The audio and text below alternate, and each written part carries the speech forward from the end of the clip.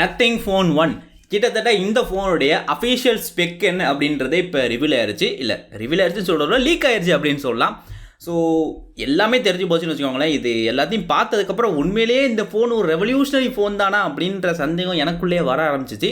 இது என்னுடைய தாட், ரைட்டா? பட் ஓகே, ஸோ இதில் எல்லாத்தையும் நான் சொல்கிறேன், பார்த்துட்டு நீங்கள் ஃபைனலாக ஆன்சரை சொல்லுங்கள், ரைட்டா? அவ்வளோதான், இப்போ வீடியோக்குள்ளே போவோம்.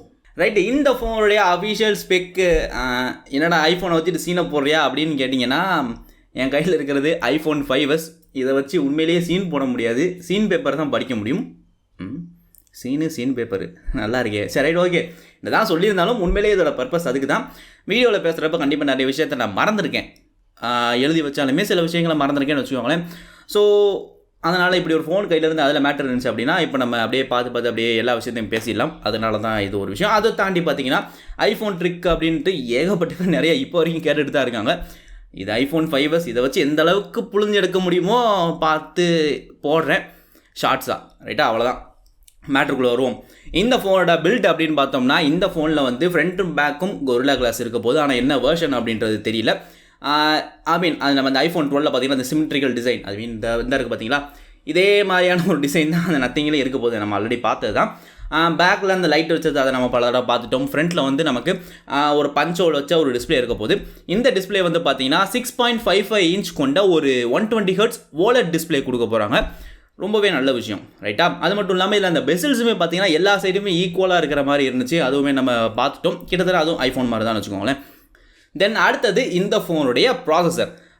முதல்ல 7 Gen 1 அப்படின்னாங்க, அடுத்து 778 5G அப்படின்னாங்க. இப்போ வந்து பார்த்தீங்கன்னா கிட்டத்தட்ட அது கன்ஃபார்ம் ஆயிடுச்சு. இந்த ஃபோனில் வந்து 778 + 5G அப்படின்ற ஒரு ப்ராசஸர் தான் இருக்க போது. இதில் வந்து இந்த ப்ராசஸர் வச்சு பார்த்தீங்கன்னா கிட்டத்தட்ட உங்களால் எல்லா கேம்ஸுமே மீடியம் கிராஃபிக்ஸில் விளாட முடியும்னு வச்சுக்கோங்க.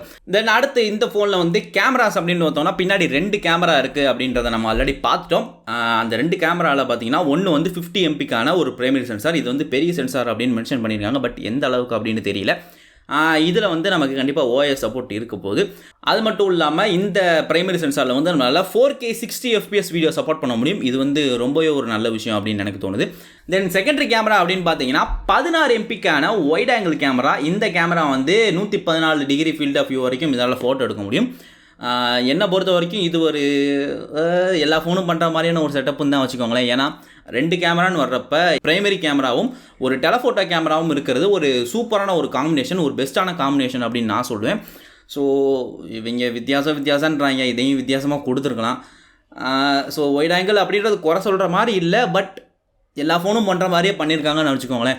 அடுத்தது கண்டிப்பாக பேட்டரியை பற்றி பேசணும். பேட்டரின்னு வர்றப்ப இந்த ஃபோனில் வந்து 4500 mAh பேட்டரி இருக்க போகிறதா தெரியுது. 45 வாட்ஸ்க்கான ஃபாஸ்ட் சார்ஜிங் சப்போர்ட்டும் இருக்க போகுது. அஃப்கோர்ஸ் வயர்லெஸ் சார்ஜிங் சப்போர்ட்டும் இதில் இருக்குது. அது அந்த லைட் அதெல்லாம் வச்சு நம்ம பார்த்துருப்போம். சார்ஜர்னு வர்றப்ப பாக்ஸில் இந்த ஃபோனுக்கு சார்ஜர் வரப்போகிறது கிடையாது. சார்ஜரை தூக்கிட்டாங்க.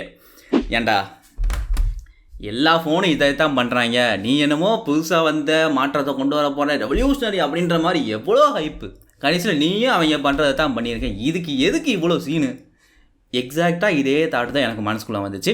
உங்களுக்கு சார்ஜர் தூக்குனதை பற்றி என்ன நினைக்கிறீங்க அப்படின்னு நீங்கள் கீழே கமெண்ட் பண்ணுங்கள். அப்புறம் ஹெட்ஃபோன் ஜாக்கை பார்த்தோம் அப்படின்னா சார்ஜரே இல்லை. ஹெட்ஃபோன் ஜாக்கை நம்ம எதிர்பார்க்கலாமா? ஆனால் ஹெட்ஃபோன் ஜாக்கை பற்றி இன்ஃபர்மேஷன் இப்படி இல்லை. பட் சார்ஜரே இல்லைன்றப்ப ஹெட்ஃபோன் ஜாக்கு எனக்கு தெரிஞ்சு கண்டிப்பாக வாய்ப்பே இல்லை அப்படின்னு தான் சொல்லுவேன். அடுத்து சாஃப்ட்வேர் அப்படின்னு பார்த்தோம்னா இந்த ஃபோனுடைய ஒரு மிகப்பெரிய பேக் போனே இந்த சாஃப்ட்வேர்னு சொல்லலாம். ஏன்னா நத்திங் OS அதுதான் சொல்லியிருந்தாங்க. இந்த நத்திங்கோட லான்ச்சை நம்ம யூஸ் பண்ணி பார்த்தோம். ரொம்ப மினிமலான ஃபீச்சரோட தான் இருந்துச்சு.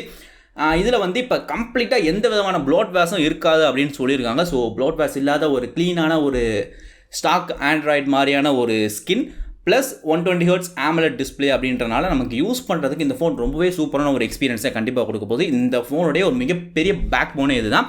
கிட்டத்தட்ட OnePlusக்கு முன்னாடியில் ஆக்சிஜன் வைஸ் அப்படி சார் அதே மாதிரி தான் இந்த ஃபோனுக்கு. அது மட்டும் இல்லாமல் இந்த ஆண்ட்ராய்டுடைய ஈகோ சிஸ்டம் அந்த மாதிரி நிறைய விஷயங்களை பேசியிருக்காங்க. அது எந்த மாதிரி கொண்டு வர போகிறாங்கன்னு தெரியல. அதெல்லாம் லான்ச் அப்போ தான் நமக்கு பார்க்க போகிறோம்.